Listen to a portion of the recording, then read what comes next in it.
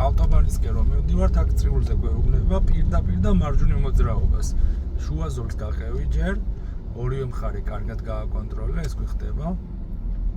ეხლა ნახე, მარჯვენა ზოლში არის სასრუალი უფრო რომ შევიდეთ. ჩართე მარჯვენა, გამოხედე სარკეს, მე შემდეგ ხრით უნდა გაიხედო მარჯვენა, იქიდან გზა რო შემოდის. შევუერთდეთ ზოლს. Ну, ისინი კითმობენ, მაგრამ შენ რა თქმა უნდა აკონტროლო ეგ მანქანები. ასევე მარჯვენა ზოლში თუ დაინახავ რომ ვერ შედიხარ და ძალიან ბევრი მანქანა შემოდის მაგ ზოლში, უფლება გაქვს მარცხენა ზოლში შეხვიდე ჯერ, იქითა ზოლს აირჩევ. იქაც ცინციმა უნდა ჩართო მარცხენა, სარკეში გაიხედო და ისე აირჩევ. ანუ რომელ ზოლსაც აირჩევ, ან მარცხენას, ან მარჯვენას, რა, იმ მხარეს გაიხედები სარკეში და ჩართავ ცინციმას.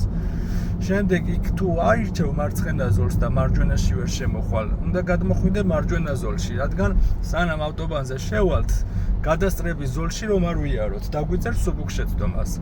ახლა უნდა გადავიდეთ აჩქარების ზოლში მარცხნივ. გავიხედოთ სარკეში, ეგ მანქანა გავატაროთ და გადავიდეთ. შემდეგ უკვე აჩქარების ზოლში გადადი, ცოტა აჩქარდი. მანამდე იმ გზაზე უნდა გვევლო მაქსიმუმ 60-ით, დაუსახლებელი იყო. ეხლა აჩქარების ზოლში კარგად დავაჩქაროთ, ჩართე მარცხენა ცინციმა. წვეტილი ხაზი რო დაიწყება, უწყვეტზე არ გადახვიდე. აქ ბოლოში სრულდება კიდევაც, ნახე ხაზი. და მანამდე უნდა გადავიდეთ. ჩავდგეთ, გადავიდეთ. თუ ვერ ახერხებ გადასვლას, აქ უწყვეტ ზოლთან დაახლოებით 20 მეტრი თუ უკან გაჩერდები, გვაქვს გაჩერების უფლებაც და შემდეგ გადახვალ უკვე.